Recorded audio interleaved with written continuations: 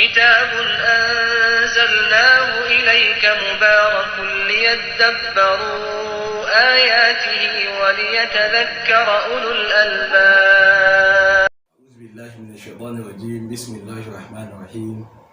الحمد لله وسلام على عباده الذين اصطفى. Barkanmu da saduwa da ku a wannan sabon shiri namu mai suna taskar manzanni. Sunana Ismail Jibril Shu'aibu, mai jagorantar wannan shiri namu, kuma muna tare da mai gabatarwa Malam Abdulaziz Salisu Abubakar Indababa. Malam, assalamu alaikum. Wa alaikum assalam wa rahmatullahi wa barakatuh. To barkanmu da saduwa a wannan lokaci. Malam, a shirin da ya gabata mun ji cewa ba kwa yin mazhabanci, ba kwa yin kungiyanci, kuma sannan daɗin daɗawa kun taƙaitu ne akan alƙur'ani, ba kwa yin shari'a da wani littafi in ba alƙur'ani ba. To da ni da masu sauraron mu gaba ɗaya za mu so mu ji meye dalilanku da ya sa kuka kafa kan wannan. أعوذ بالله من الشيطان الرجيم. بسم الله الرحمن الرحيم. الحمد لله والصلاة والسلام على رسول الله وعلى آله وأصحابه الكرام ومن دعا بدعوته وتقلد بأخلاقه صلى الله عليه وآله وسلم إلى يوم الجزاء. bayan haka yan uwa, assalamu alaikum wa rahmatullahi wa barakatuh. A hakikanin gaskiya, dalilai da suka sa wato ba ma yin mazhabanci ko kungiyanci a addini ko kuma yin shari'a da wani abu bayan alƙur'ani mai girma, an gane ko wata ƙudurin shari'a da alƙur'ani kaɗai, dalilai ne masu tarin yawa. To dalilai ne waɗanda suke da yawa. To amma da yake kowanne topic ne ko mawdu'i ne mustaqillun bi nafsi, wanda yake cin gashin kansa, to sai mu fara akan na farko. To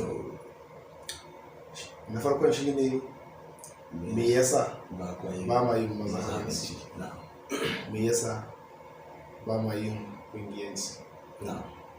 To abin da yasa ba ma yin mazhabanci ko kungiyanci, duk da cewa ka manta ma wani abu. To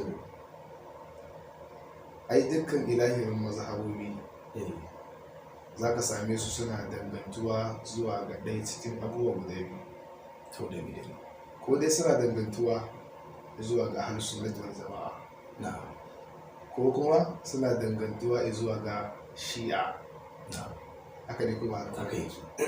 To mu tun daga asalin kowace, ina nufin mazhabobin kenan, kasancewar kowace za ka samu tana da imma daga ahlus sunnati bangaren sunna kenan, imma kuma bangaren shi'a.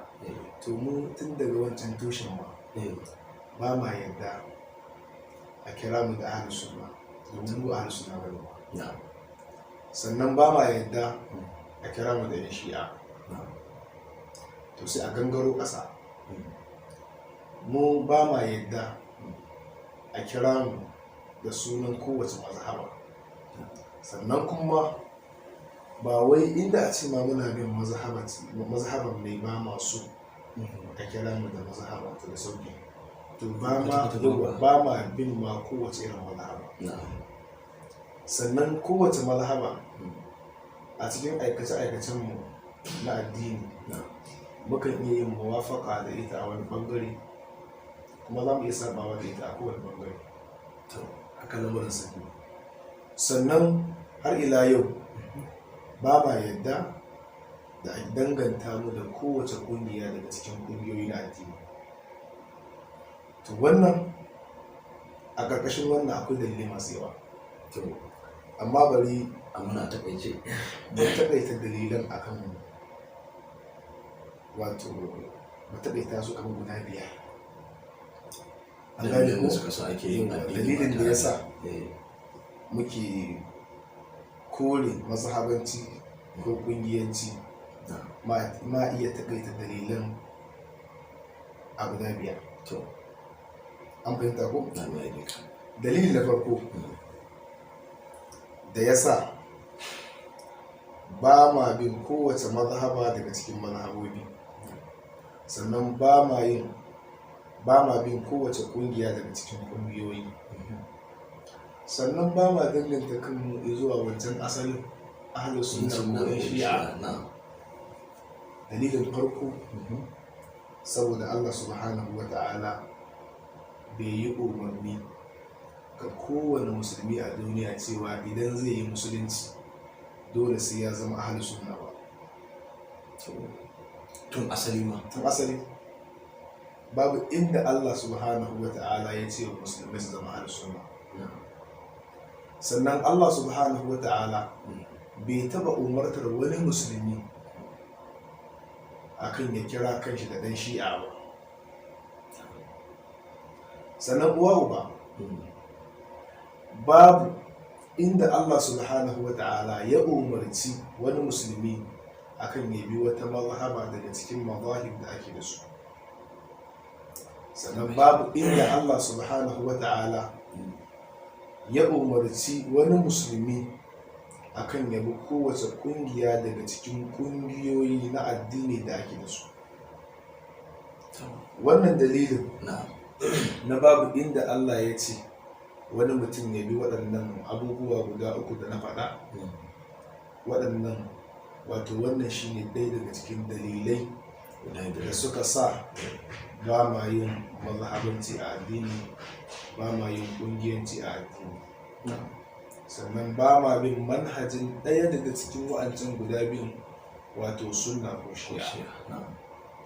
Domin a lokacin da mutum ya yi yunƙurin ya ce to shi sai ya zama ɗan mazhaba, alal misali mun fahimci Allah bai ce a yi ba, sai muka ce to za mu yi, to a lokacin idan mu ne muka sa kanmu mu yi ko kuma wani ne ya samu mu yi, to idan wani ne wannan nan mun allantar da shi, ma'ana mun mai da shi kishiya ga Allah subhanahu wa ta'ala. Idan kuma mu ne muka yi hakan nan ba ku illa. Illa farko, idan wani ne ya ce mu yi abin da Allah bai ce mu yi ba, ma'ana mu yi mazhaba a cikin addini, idan wani ne ya ce mu yi, to a lokacin ya zama mun mai da shi kishiyar Allah ke. Allah subhanahu wa ta'ala kuma ya ainihin kyamaci haka, kuma ya ayyana hakan a matsayin shirka, domin yana cewa am lahum shuraka'u shara'u lahum min ad-din ma lam ya'zam bihi Allah. Wai shin ko mutane suna da abokan tarayya? To abokan tarayya ga wa kenan? Ga Allah kenan. Am lahum shuraka'u, wai mutane ko suna da abokan tarayya da suke wato ba su matsayi irin matsayin Allah, waɗanda shara'u lahum min addini, suka shara'anta musu addini ta yadda za su da su ku yi ko ku bari, malam ya azan bihillah, abinda Allah bai izini da shi ba. Dole tun da muka ce babu wanda ya ce ka bi mazhaba, babu wanda ya ce ka bi wata kungiya, ba wanda ya ce ka zama ahlus sunna, ba wanda ya ce ka zama dan shi'a, tunda ba inda Allah ya ce ai haka, to dole sai an samu wanda ya ce ai, tun daga shi alayya ne. To idan an samu kowane ne ya ce ai din nan, wannan ya zama shariki da Allah subhanahu wata'ala. A lokacin ko da ka ɗauki wannan ya zama sharikin Allah, kai nan fa ka zama mushriki. Wannan shine ɗaya daga cikin dalilai guda biyar da muke so mu bujiro da su, da suka sa ba ma bin mazhabanci a cikin addini. Wannan shi ne abin da. Dalili na biyu shine saboda Allah subhanahu wa ta'ala ya yi mana nuni akan mu guje wa kwaikwayon ɗabi'u na Yahudu da Nasara. Daga cikin ɗabi'un yahudawa da nasara shine yunkurin allantar da malamansu tare da bawa malamansu kusan matsayin Allah, kai wataran ma matsayin Allah, da kai su matsayi, kai da gabatar da su ma kan lamarin Ubangiji subhanahu wa ta'ala, ta yadda duk abin da Allah zai ce za su bi shi ne idan malaman na sun ba da bayan haka, wanda wannan Allah ya zargi Yahudu da nasara kan wannan, yana cewa ittakhadhu ahbarahum wa ruhbanahum arbaban min dunillahi wal masih ibn maryam wama umiru illa liya'budu ilahan wahidan la ilaha illa hu.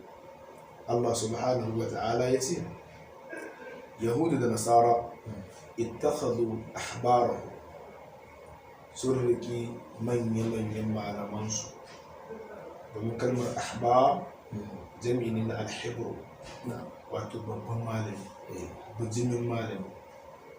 Ittakhadhu ahbarahum sun riki manya-manyan malamansu, wa ruhbanahum da kuma ruhban ɗinsu, wato 'yan bauta ta sa kai, sun rike su a matsayin arbaban alloli, ta yadda suke wato ainihin ba su matsayin Allah subhanahu wa ta'ala.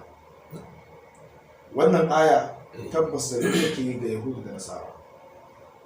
A yau ko kana da masaniya cewa daga cikin masu yin mazhaba suna iya kyale nassi su dauki abin da mazhaba ta ce? Kana nufin su kyale abin da Allah ya umarta a yi, su yi abin da shugaban mazhaba sai ce a yi? Yauwa, su bi abin da mazhaba ta karanta. Ai wannan shi yasa aka fara samun daga cikin masu ɗan mazhaba irin masu kiran su kansu salafiya din ma, za ka ji su ma suna fada da malikiya saboda tunanin cewa malikiya ta ci karo da nassoshi, musamman sukan cewa takan ci karo, an gane ko, da fadar annabi. Ita malikiya yauwa sai ga cewa suna yawan kyamatar ma a danganta su da malikiya, saboda tunaninsu shine kamar ana gabatar da malikiya akan sunna. Ina fatan fahimci wannan. To wannan kaga duka ya zamto cewa ko da abu ya yi daidai, in kana mazhaba kaza ba za ka yi shi ba, tunda ba na mazhaban ku bane. Idan kai ma za ka zama abin tuhuma, ai kai ba dan mazhaba kaza ba ne sa kai. To wannan ɗaya ne daga cikin dalilai wanda duk ya rabu da mazhaba ko shakka babu yunkuri ne, domin za ka samu dukkan mazhabobin suna dangantuwa ne zuwa ga manyan malamai. Malikiya tana dangantuwa ne zuwa ga malami Imam Malik. Shafi'iyya tana dangantuwa ne zuwa ga Imam Shafi'i. Hanbaliya tana dangantuwa ne zuwa ga Imam Ahmad bin Hanbal. Za ka samu kusan natijar da aka samu a wajen waɗancan Yahudu da Nasara kusan ita ce a yanzu natijar da ake samu a wajen bin wa'annan mazahib ɗin. To wannan shi ma ɗaya ne daga cikin dalilai da suka sa ainihin wato ba ma bin mazhaba. Wani abin al'ajabi da ke ƙarƙashin wannan mashi ne, da yawa da karkasa mutane ƙungiya daban-daban, mazhabobi daban-daban, za ka samu 'yan can ɓangaren suna kafar da 'yan can ɓangaren saboda mazhabancin ko saboda ƙungiyancin. Ba nassin alƙur'ani ba ne fa, kawai saboda ya kafarta saboda saɓanin mazhaba ne ko saɓanin ƙungiya, sai mu kafarta juna. Ni in ce ni da kai dan aljanna, kai dan mutane, ko kuma wato wancan ya ce ni dan mutane shi ne dan aljanna, wanda wannan sarahatan ɗabi'u ne na Yahudu da Nasara. Wa qalat al-yahudu laysat an-nasara ala shay'in wa qalat an-nasara laysat al-yahudu ala shay'in wa hum yatluna al-kitab. Da haka wannan shine dalili na biyu. Dalili na uku kuwa shine Allah subhanahu wa ta'ala ya ja kunnen mu da cewa kar mu kuskura mu bi wani addini ko mu bi wani abu da sunan addini bayan musulunci, ko da abin sunan shi yana da kyau, yana da kyakkyawan ma'ana. Allah subhanahu wa ta'ala ya hana mu. Ya Allah yake cewa abinda Allah subhanahu wa ta'ala ya faɗa yana cewa inna ad-dina 'inda Allahi al-islam, lalle addini a wurin Allah shine musulunci. Duk yadda sunan naka yi kyau, to wanda Allah ya sani shine al-islam, musulunci. Ya ƙara faɗa a wata aya yana cewa wa man yabtaghi ghayra al-islam dinan falan yuqbala minhu wa huwa fil akhirati min al-khasirin.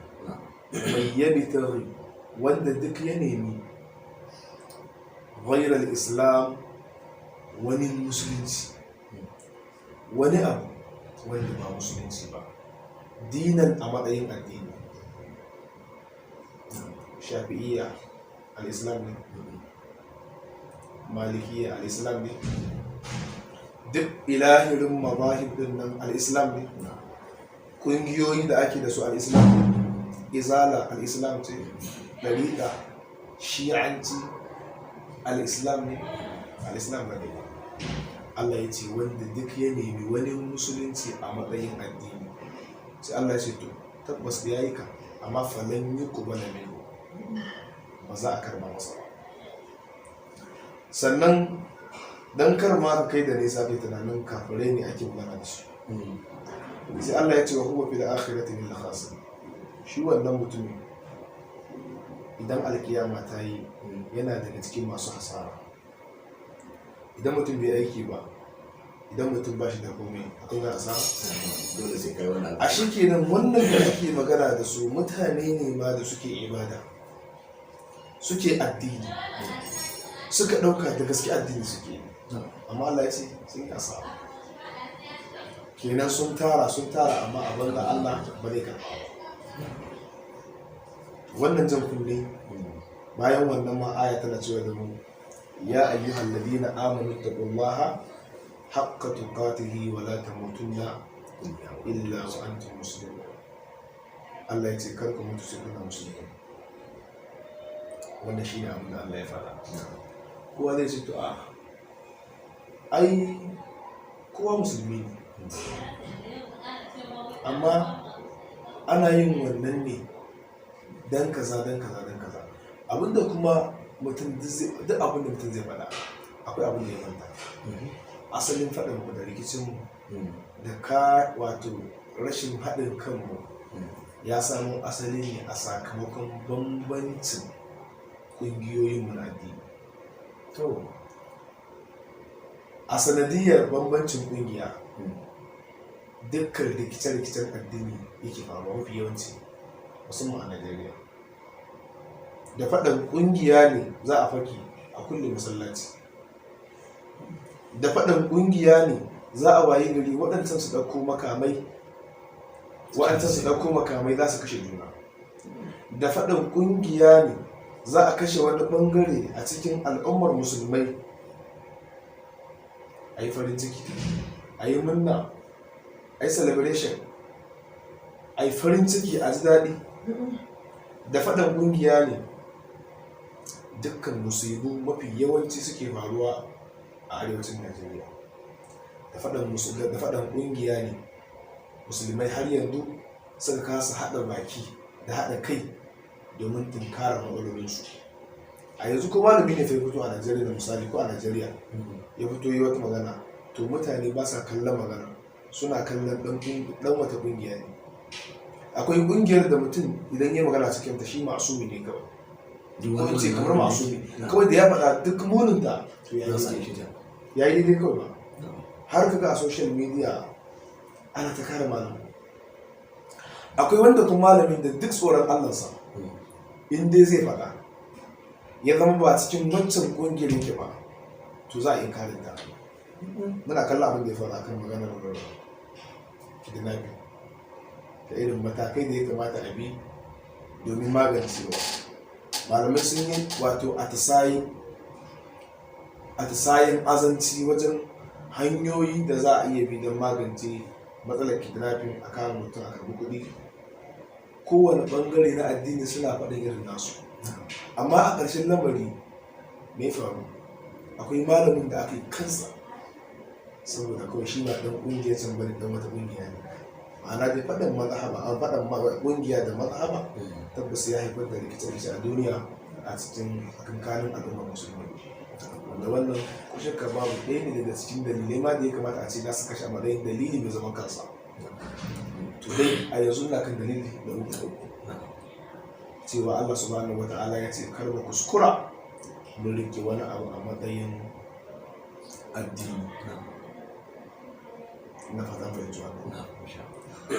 Sannan dalili na hudu da ya sa ba ma yin mazhabanci muke takaituwa da sunan musulunci, saboda mun gamsu mun yarda babu wani malami a yanzu ko a da ya fi annabi sallallahu alaihi wasallam tunani da sanin ya kamata. Babu wani malami a da ko a yanzu da ya kai sahabban annabi sallallahu alaihi wasallam tunani da sanin ya kamata a addini. A lokacin da muka tambaye ka sai ka ce da abin da ya sa muke yin ƙungiyar kaza, misali ƙungiyar izalatul bid'a wa iqamatus sunna, abin da ya sa muke yi muna yi ne saboda mu gusar da bid'a mu tabbatar da sunna.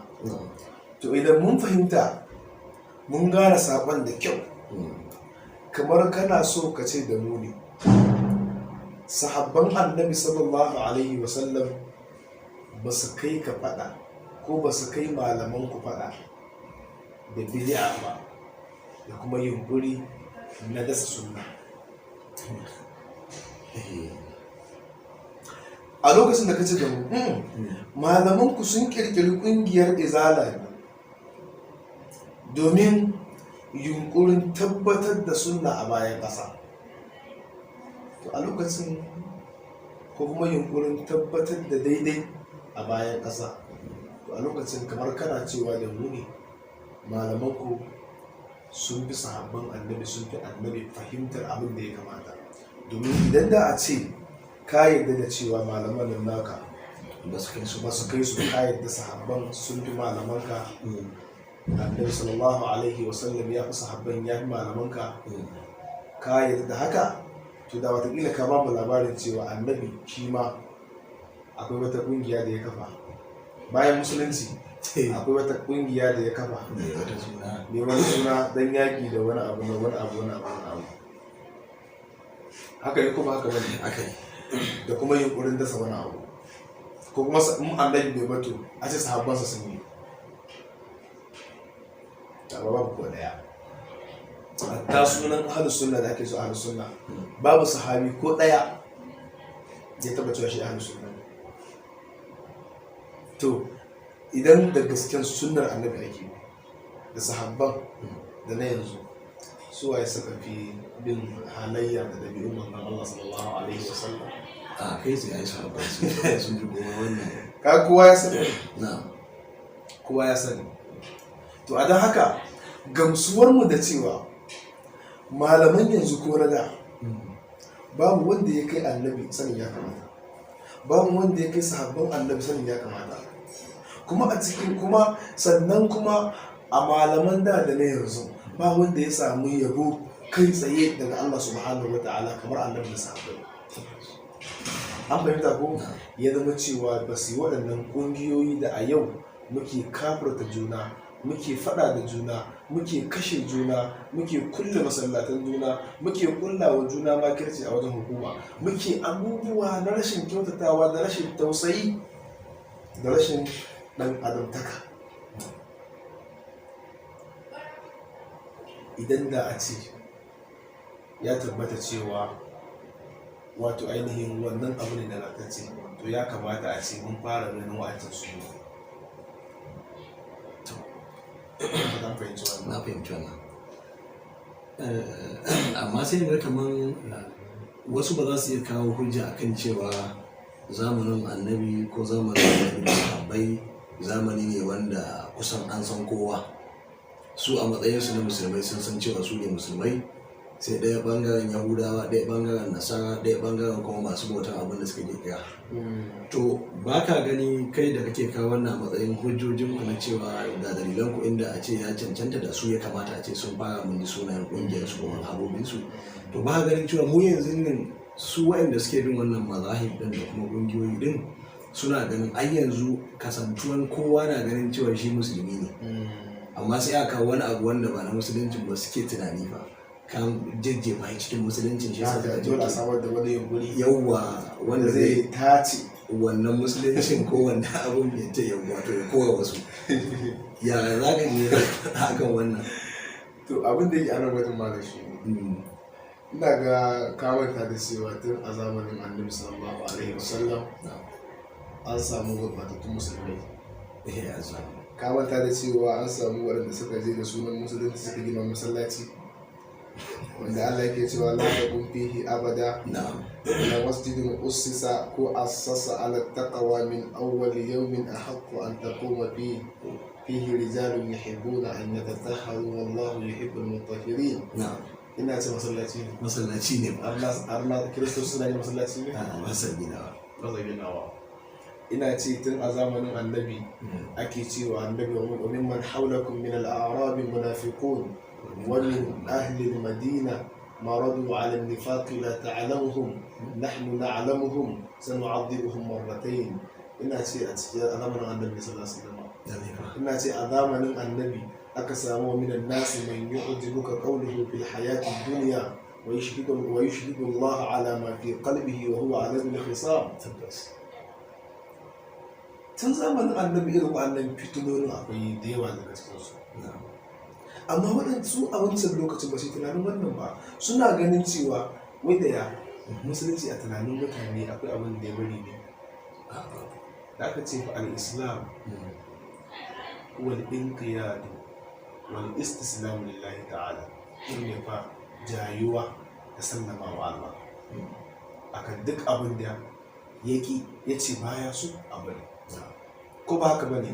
Yadda cewa shine kada an bauta, sannan kuma a yadda da cewa shi ne kadai zai ce a yi kuma shi ne kadai zai ce a bari. Dukka dole ne duk yadda muka yi da bin hanyoyi don bawa waɗannan mazahib kariya da waɗannan ahzab ƙungiyoyi kariya, dole ƙarshen al'amarin ya bada natija guda ɗaya, shi ne kawai na yanzu sun fi annabi da sahabbai sanin ya kamata. Wannan ita ce natijar kawai. Mun kirkiri ɗariƙa ne ko ɗariƙun sufaye ne domin samar da wata hanya ta neman kusanci da Ubangiji subhanahu wa ta'ala. Shin da sahabban annabi sallallahu alaihi wasallam da shi annabin karan kansa sallallahu alaihi wasallam da kuma malaman yanzu da malaman sufaye da ɗariƙa, su waye suka fi son neman kusanci da Allah subhanahu wa ta'ala? A kai tsaye su ne. Me yasa ba su gari ba?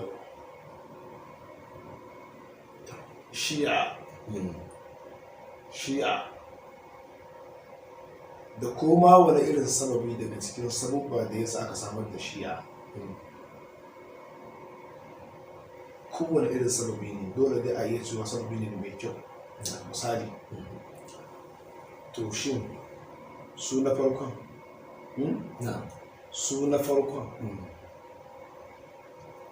ba su da wato tunaninsu bai kai ga wannan abu ba da shi yasa ba su kirkiri shi an cin ba. Kai zai ya ce duk kaga natijar magana shi ne ba haka bane, karshen lamari ba haka bane ba.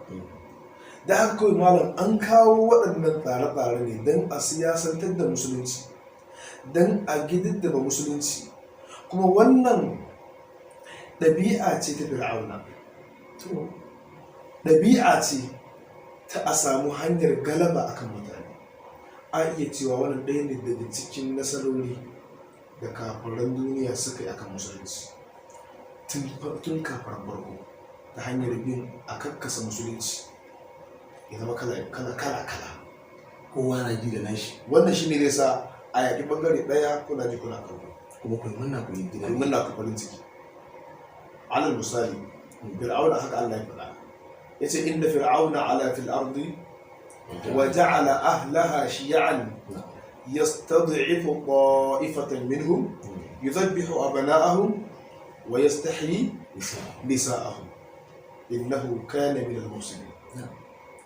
Haka fir'auna din ne sai ya kasa al'umma su ta zama kungiya dan ya samu cikakkiyar dama in zai ruguza wacce ya ruguza ta.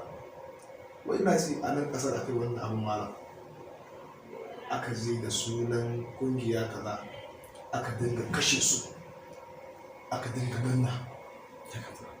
Yanzu idan da a ce dukkanmu muna rabuwa ne da sunan musulunci ba wanda yake rabuwa da sunan wata kungiya daga cikin kungiyoyi, a tunaninka za a kashe wa'annan mutane mai farin ciki? ba zai yi. In ma hankali ya kwanta ma dai ba za a yi ba wanda zai farin ciki. tabbas. Kuma sannan a tunaninka da sunan musulunci za a yi wannan kisan kowa hankali shi kwanta? Da tuni an yi juyin hali, da tuni ƙasa ta lalace. Ashe wannan ko da babu nasu babu komai idan har wannan shine natijar da ƙungiyoyi suke haifarwa to za su da alkhairi a cikin al'umma, rabuwa da su ya fi alkhairi. Wannan shine dalilin nawa? Dalili na hudu ke. Dalili na hudu ke. Dalili na biyar shine ayoyin da na ja a wancan lokaci. Allah subhanahu wa ta'ala kai tsaye ya nuna cewa waɗanda duk suka zama 'yan ƙungiya yace mushrikai ne. منيبين إليه واتقوه وأقيموا الصلاة ولا تكونوا من المشركين من الذين فرقوا دينهم وكانوا شيعا كل حزب بما لديهم فرحون. abinda Allah ya faɗa a wannan gurin ya ce ku zan masu mai da al'amari zuwa ga Allah ku tsoronsa ku haka ne ko wa aqimus salata ku ce ku da sallah sai ce wala takunu min al-mushrikin, kar ku kasance daga cikin mushrikai. sai dawo min bayaniya ya ce min alladhina farraqu dinahum, wato su ake nufin mushrikai yace su ne waɗanda suka raba addininsu wa kanu shi'an suka zama kungiya kullu hizbin bima ladayhim farihun. Kowace kungiya daga cikin kungiyoyin nan da suka rarrabu suna alfahari ne da abin da ke gare su. Kowa gani yake shi ne kare da aljanna. Kowa fighting dinsa ba wai fighting din musulunci ba ne, fighting din kungiya ne. Duk wanda ka ji ana wani struggle, ana wani kokari a yi kaza, kowa kungiyarsa mazhabarsa yake karewa, ba musulunci ba. kullu hizbin bima ladayhim farihun. mubalaga ba Allah ya kawo farihun, fa'iluna kenan, mubalaga, cikakken alfahari. kuma abin da yake faruwa kenan, kowa yana itizazi da addininsa cewa shine daidai, da kungiyarsa cewa shine daidai. ba ma itizazi da addini kamar yadda mutane suke itizazi da kungiyoyinsu da mazhabinsu. sannan ga kuma aya sarahatan bayan ta kirayi waɗanda suke raba kansu da wasu kungiyoyi, ta kira su da mushrikai. in ma har yanzu mutane ba su gane ba, sai Allah ya yi wata ayat da kawo a wancan lokaci. Allah yana cewa innal ladina farraqu dinahum wa kanu shi'an lasta minhum fi shay. lalle waɗanda suka rarraba addinin su suka zama ɗan kungiya, Allah ya ce lasta minhum fi shay'in, kai annabi baka cikin su. me sunan kungiyar ku? Shi'a, annabi baya ciki. me sunan kungiyar ku? Dariqa, annabi baya ciki. me sunan kungiyar ku? kungiyar mu ita ce izalatul bid'a wa iqamatus sunna, ko salafiyya, ko hallutiya ne, ko ma menene. ga sunan dai kungiyoyi ne da annabi baya ciki. ai sunan kungiyar mu yana da kyau, yana da ma'ana mai kyau, a fasara aji. annabi baya ciki. dukkansa ya kai sunan musulunci, annabi baya ciki. idan kana so ka kasance cikin wato tawagar da annabi yake ciki, ka tsaya cikin musulunci. a cikin hadithi aka ce annabi sallallahu alaihi wasallam ya ce yahudu da nasara sun kaso 72. Yahudi da Nasara sun kasu yahudu kai afuwa ba na da nasara. Yahudu sun kasu wato kaso 72. ya ce kuma kullum bin nar illa wahida, dukkan su yan wuta ne sai guda ɗaya ce a cikin bayanin da wace ba. Aka ce annabi ya ƙara cewa wasa taftariqu ummati ala 73 firqa, ce kulluhum bin nar illa wahida. yace ni ma al'umma ta za ta kasu gida 73. yace kuma dukkan su yan wuta ne, ƙungiya ɗaya ce wacce bai wuta ba. ba yan wuta ba. Super. wanda a yanzu adadin ya wuce haka.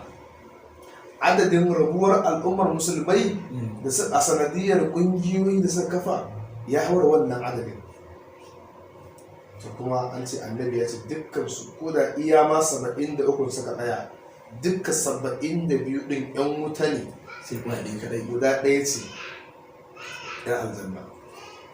aka ce sahabbai sun tambayi annabi sallallahu alaihi wasallam cewa wannan wacce ce guda ɗaya, sai ce Ai ko ne yanzu da kashi zan tambaya ce wacce ce guda ɗaya mutum ya kasance a ciki. zai ce wai ma ana alaihi yawa wa ashabi, Ita ce guda ɗaya. ƙungiyar da nake akan ta dalilin sahabbai na. shi kenan da gudu sai ahlus sunna suka cewa ahlus sunna ne. Alhali shi bai kawo suna ahli sunna ba. mu ma kaddara ai yanzu faɗan ma bai zo akan kama sunan ahlus sunna ba. a zamanin annabin akwai ahlus sunna, shine faɗan farko tukunna da suka ce ahlus sunna ne. A zamanin annabin dama akwai ahlus sunna, akwai tawaga. ina ce daga cikin zantuka da ake fara na cewa imamu ahmad bin hanbal wato yana ɗaya daga cikin waɗanda ake wato daga cikin akwalu da ake fara cewa wato yana daga cikin wanda ake tunanin su ne suka kirkiri sunan ahlus sunna wal jama'a. a wani kaulin shi ake faɗa cewa shi ne ya kirkiri sunan ahlus sunna wal jama'a. akwai ta zamanin annabi da babu ita. idan yan shi'a sun rugo da gudu sun ce yan shi'a ne shi'atu ali, to dama a zamanin annabi akwai shi'atu ali, akwai shi'a dama a zamanin annabi akwai shi'a dama. imamu ali yana da wata tawaga a cikin tawagar manzon Allah sallallahu alaihi wasallam. bayan tawagar musulunci yana da tashi ma'ana alaihi limu dama annabi sallallahu alaihi wasallam kai dama a zamanin annabi akwai ɗariƙa, kowace ɗariƙa daga cikin ɗariƙun na sufaye dama akwai babu ma'ana alaihi limu ashabi. kowa ya sani a cire son zuciya a gaskiya. annabi sallallahu alaihi wasallam bai mutu bai kuma ga ubangiji subhanahu wa ta'ala ba sai akan musulunci kadai, kan musulunci da karantarwar alqur'ani mai girma. akan wannan annabi ya kuma ga ubangiji subhanahu wa ta'ala. yace inna ma umirtu an a'budu rabb hadhihi al-baldati alladhi harramaha wa lahu kullu shay'in wa umirtu an akuna min al-muslimin. kawai an umarce ni inna ma umirtu an a'budu rabb hadhihi al-balda, an umarce ni na bauta wa ubangijin wannan gari alladhi harramaha, wanda Allah ya tsare shi. sai ce wala kullu shi, sai ce wa umirtu an akuna, an umarce ni na kasance daga cikin musulmai. an umarce ni na kasance daga cikin musulmai, inji annabi. sai kuma ya ce wa an atlu al-qur'an, kuma an umarce ni na karanta al-qur'ani. kenan annabi sallallahu alaihi wasallam ya koma ga ubangijinsa subhanahu wa ta'ala, yana tsaye akan turbar al-qur'an, akan turbar musulunci kadai, sannan kuma da bin koyarwar al-qur'ani. kuma haka duk wanda ya koyi da shi cikin sahabban annabi sallallahu alaihi wasallam haka ya koma ga Allah subhanahu wa ta'ala. laqad kana lakum fi rasulillahi uswatun hasanatun liman kana yarju Allah wal yawmal akhir wa dhakara Allah kathira.